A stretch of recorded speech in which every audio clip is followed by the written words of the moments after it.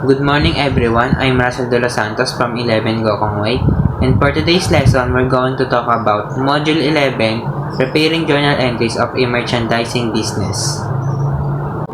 Before we start, let's have a prayer. Are you ready to pray? Let us pray. We praise you, Lord, and we thank you for the opportunity to study and prepare for a good life in the future. Bless our teachers who inspire and guide us. Bless our parents who work hard to support us. Bless our classmates and all the people who care for us. Bless us, help us to be more attentive, patient, and diligent to understand the lessons that our teachers teach us. Bless our beloved country that we may have unity, peace, and prosperity. This we pray in the name of Jesus Christ, our Lord. Amen. Our trivia is about the first Filipino CPA. The name of the first Filipino CPA is Don Vicente Fabela.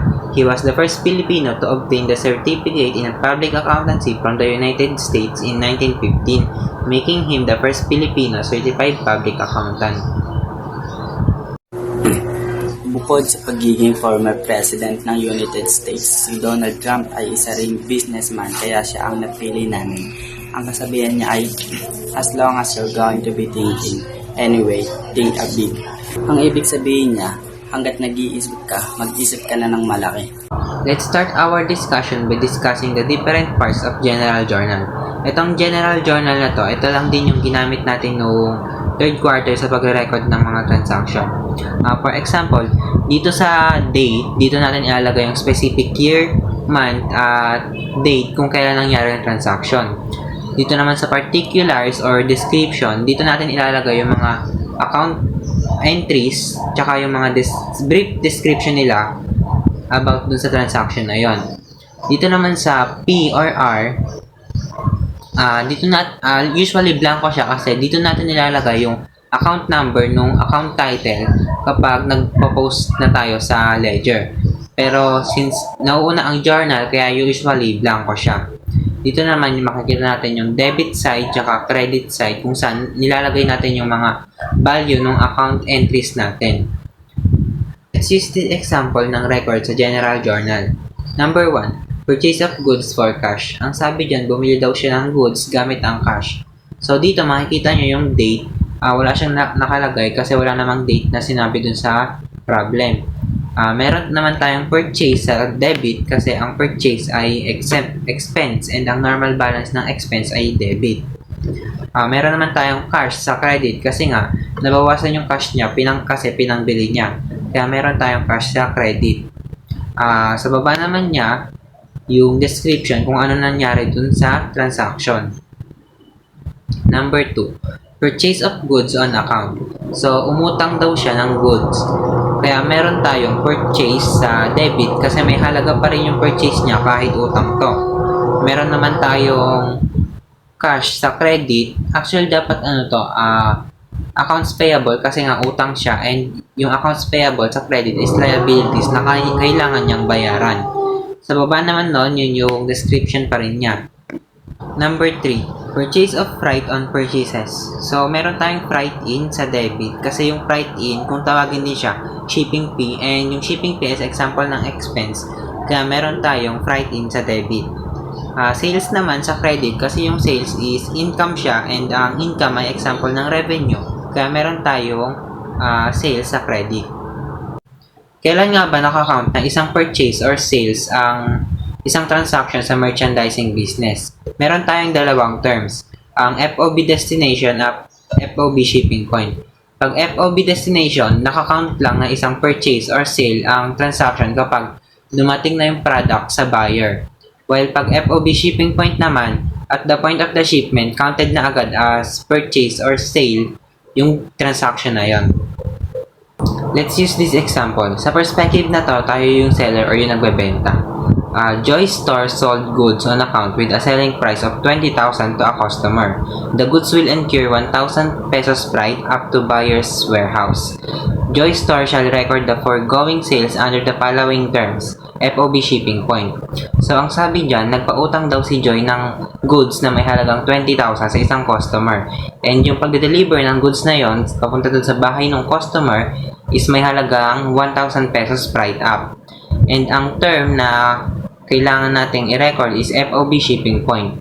Ngayon, dito tayo sa journal entry natin. Ang sabi, FOB shipping point at freight prepaid. Pag FOB shipping point, ibig sabihin yung buyer yung magbabayad ng freight or ng shipping fee. At sabi naman dito, freight prepaid, ibig sabihin ang nagbayad is yung seller sa halip na ang dapat magbabayad ay yung buyer. Sa sales, meron tayong accounts receivable na 20,000 kasi yun yung pwedeng matanggap natin na pera dun sa pinautang natin na customer. Meron naman tayong sales na 20,000 sa credit kasi ang normal balance ng sales or income ay credit. Kaya yung 20,000 na sa credit, yun yung possible na maging income natin. Sa freight naman, meron tayong accounts receivable na 1,000 kasi yun yung utang ng buyer sa atin na freight kasi tayo yung nagbayad instead na siya. Sa cash naman, meron tayong credit na 1,000 din kasi yun yung pinangbayad natin sa freight instead na yung buyer nga. Dito naman sa kabila, wala tayong entry kasi dapat ito ay sa perspective ng buyer. And remember na ang perspective natin dito ay seller's perspective. Dito naman sa sunod na entry natin, FOB shipping point pa rin at freight collect. Pag freight collect, ang nagbabayad ng freight ay ang buyer upon pagdating ng product or ng goods sa kanya. So sa sales, meron tayong accounts receivable na 20,000 sa debit at sales na 20,000 sa credit. Same lang din siya sa una kasi since ang perspective nga natin ay ang seller. And dito sa tatlong to na walang entry ay no entry tayo kasi dapat sa perspective na yan ng buyer. Dito naman sa kasunod, FOB destination at freight prepaid. Pag FOB destination, tulad ng sinabi ko kanina, ang magbabayad ng freight ay ang seller. And sabi dito, freight prepaid, which is tama naman, ang nagbayad ng shipping fee ay ang seller. Ngayon, sa sales, wala tayong entry kasi tulad ng sinabi ko kanina, ang FOB destination ay kinikilala lang yung transaction pag nakarating na sa buyer yung product. Kaya dito tayo sa kabila may entry, which is accounts receivable na 20,000 at sales sa credit na 20,000 din. Yung accounts receivable, yun yung pwede mo matanggap dun sa customer, and yung sales naman, yun yung income mo na 20,000 kasi 20,000 na rin according dun sa problem. Dito naman sa freight, freight out, 1,000 expense siya kaya nasa debit side siya, and cash na 1,000 sa credit kasi nabawasan yung cash natin ng 1,000 which is yung pinagbayad sa freight. Paano naman pag ganito? FOB destination at freight collect. FOB destination, ibig sabihin ang magbabayad dapat ng shipping fee or ng freight ay ang seller, pero ang nagbayad ay yung buyer kasi freight collect. So sa sales wala tayong entry kasi nga FOB destination siya. And hindi pa na-arrive yung product dun sa buyer. Sa freight, wala pa rin kasi hindi naman tayo yung nagbayad according dun sa taas. Ang nagbayad is yung buyer kasi freight collect. So, dito tayo ngayon sa kanan may entry. Kasi nung dumating na yung product sa buyer, dito na natin i-record. Sa accounts receivable, 20,000 pa rin at sa sales ay 20,000 pa rin sa credit. While sa freight naman, freight out sa debit kasi yun yung expense na nilabas natin. Ngayon, sa accounts receivable naman, nabawasan yun kasi sa halip na tayo yung magbayad, ang nagbayad ay yung buyer. Kaya meron tayong utang dun sa buyer na 1,000 which is dineduct na dun sa accounts receivable natin. Ng product na may cost na 20,000 and yung pag-delivered nun is may bayad na 1,000. Ang term natin ay FOB shipping point. Pag FOB shipping point, buyer ang magbabayad ng freight. Ngayon, punta tayo sa journal entry natin. Purchase sa 20,000 sa debit side. Account payable 20,000 sa debit side kasi yun yung bayarin mo sa seller. Sa freight naman, freight in 1,000 sa debit side kasi yun yung bayarin ng buyer sa shipping fee. Account payable naman 1,000 sa credit side kasi may utang yung buyer sa supplier na 1,000 kasi yung supplier ang nagbayad sa shipping fee. Kaya nagkaroon ng 20,000 entries sa purchase at sa accounts payable. Accounts kasi ang store leaders ay bumili ng goods sa suppliers na nagkakalaga ng 20,000. Pinipresent nito kung magkano ang binayaran at naka-record bilang taas ng purchase account at accounts payable account na nagpapakita kung magkano ang nakuha sa supplier. Yung 1,000 entry naman sa break at accounts payable accounts ay kung magkano ang charge ng supplier para sa pag-deliver ng goods or products sa store leaders. Dapat naka-record na bilang taas sa break account na nagre-represent kung magkano ang transporting goods sa buyer at increase sa accounts payable account na nagre-represent kung magkano ang nakuha sa supplier para sa break charges. So, meron tayong dalawang method ng pagre-record ng purchase at sale. Una, gross method. Pangalawa naman, ang net method. Sa gross method, sinasama natin yung mga possible discount ng purchase at sale. Sa net method naman, kabaliktaran, hindi natin sinasama yung possible discount ng purchase at sale. Ito yung example. Gamitin natin tong illustration number 1 as an example. Dito, buyer's perspective tayo or ibig sabihin tayo yung bumili. Assume that the buyer purchased a credit of 7,000 worth of goods with a discount of 1,400 if paid within the discount period. 68,600 shall due within the discount period. Ibig sabihin lang yan, bumili daw tayo ng goods na may halagang 70,000 and may discount tayo na 1,400 pag nagbayad tayo within the discount period. So, dito sa unang column, doon sa upon purchase, makikita nyo sa gross method, hindi pa na-record yung discount. 70,000 pa rin yung purchase natin. Pero sa net method, na-apply na agad yung discount. 68,600 na agad yung kailangan nating bayaran instead na 70,000. Dito naman sa pangalawang column, if payment is made within the discount period. So, dito, nagbayad tayo within the discount period. Kaya meron tayong discount na 1,400. So, sa accounts payable, 70,000 sa debit kasi nagbayad na tayo and nabawasan yung accounts payable natin. Meron naman tayong purchase discount sa credit kasi nagbayad nga tayo within the discount period kaya meron tayong discount. And ang normal balance ng purchase discount ay credit. Kaya nag-increase siya and nasa credit siya na 1,400. Ngayon, kailangan nyo lang ipag-minus to para makuha yung kailangan nating bayaran na cash which is 68,600 and binayaran na natin yon kaya meron tayong cash sa credit na 68,600. Sa net method naman, ganun pa rin, accounts payable nasa debit kasi nagbayad na tayo and cash na 68,600 sa credit kasi nga nagbayad na tayo and yung cash natin is nabawasan. Dito naman sa third column, dito, nagbayad tayo pero lagpas na dun sa period ng discount kaya hindi ma-apply yung discount dito. So, sa gross method, accounts payable, 70,000 pa rin and yung cash na binayaran natin, 70,000 pa rin. And hindi na-apply yung discount na 1,400 kasi nga, beyond na siya sa discount period.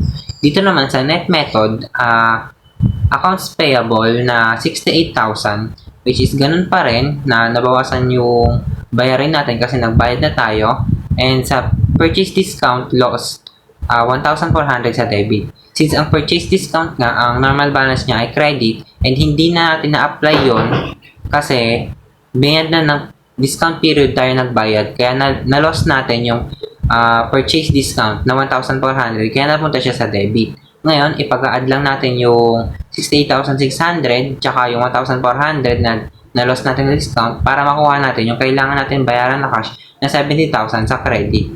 Nasa credit yung cash kasi binayaran na natin siya and nabawasan yung cash natin. Ngayon, dito sa illustration number 2, seller's perspective naman tayo. Ibig sabihin, tayo yung nakabenta. So, dito sa unang column, sa upon sale, sa gross method, ang accounts receivable at sales natin ay 70,000 pa rin. Hindi pa naka-apply 1,400 na discount. Pero sa net method, ang accounts receivable at sales natin ay 68,600 na lang. Ibig sabihin, naka-apply na yung 1,400 discount.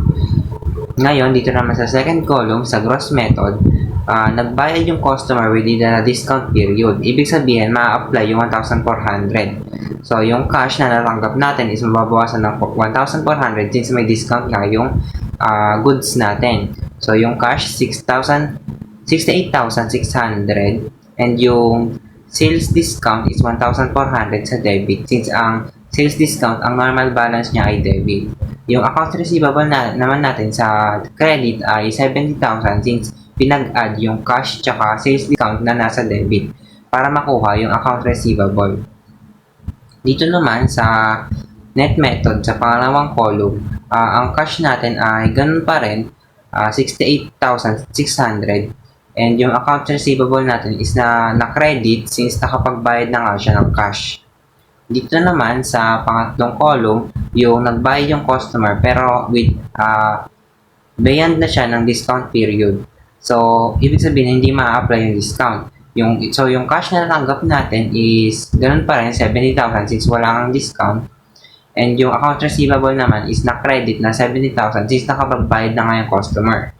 Sa net method naman, since beyond na nga yung nagbayad yung customer, ibig sabihin wala nang discount. So, yung discount na 1,400 is mapa-forfeit. Ibig sabihin mawawala na siya. And pag nabawasan ang normal balance ng sales discount na debit, mapupunta siya sa credit. Kaya meron tayong sales discount 1,400 sa credit. Ngayon naman, ang marireceive pa rin natin na cash is 70,000 since hindi nga na-apply yung discount. Kaya meron tayong 70,000 na cash sa debit. Ngayon, move on naman tayo sa mga new accounts na usually nag-a-appear sa mga merchandising business. Una, merchandise inventory. Ang classification niya ay asset kaya ang normal balance niya ay debit. Sa purchase naman, expense siya kaya ang normal balance niya ay debit pa rin. Sa freight-in, adjunct account siya kaya ang normal balance niya ay debit. Dito naman sa purchase discount, ito yung nagamit natin kanina sa isang transaction. Classification niya is contra account at ang normal balance niya ay credit. Sa purchase return and allowances naman, ang classification niya ay contra account pa rin kaya ang normal sales, classification niya is revenue or income kaya ang normal balance niya ay credit. Dito naman sa sales return and allowances, contra account siya at ang normal balance niya ay debit.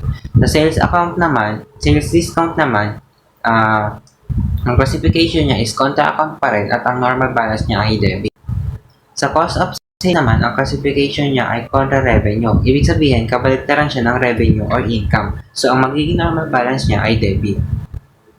Now, this is a summary of title used in recording merchandise. Sa book of buyers, meron tayong purchase. Dito, debit ang normal balance niya. Dito nire-record yung mga halaga ng mga nabibili mong products or goods sa mga businesses or companies. Sa freight-in naman, ang normal balance niya pa rin ay debit dahil expense to. Nagde-debit siya kapag binabayaran mo yung shipping fee kapag FOB shipping point kasi ikaw yung liable sa pagbabayad ng freight pag FOB shipping point. Dito naman sa purchase returns and allowances, parang kabaliktaran siya nitong purchase siya kasi nababawasan or binabalik mo yung mga nabili mo. Ibig sabihin, nababawasan yung purchase mo. Dito naman sa purchase discount, ang normal balance nito ay credit according to sa kanina. Naka-credit ito kapag nagbayad ka within the discount period ng mga binili mo. Ngayon, dito naman tayo sa books of seller or sa perspective ng seller. So, ang normal balance nito ay credit kasi revenue siya. Credited for revenue for goods to sold to customers. Ibig sabihin, revenue nga. Dito naman sa sales return and allowances, debit siya kasi kabaliktaran siya ng sales. Ibig sabihin, dito mo nilalagay yung mga halaga ng mga binabalik na products or goods na nabenta mo sa'yo. Sa sales discount naman, ang normal balance nito according to sa kanina is debit. Kaya nasa debit yung description niya. Dito naman sa write out, ito yung expense mo na pag ikaw yung liable sa pagbabayad ng shipping fee kapag FOB destination.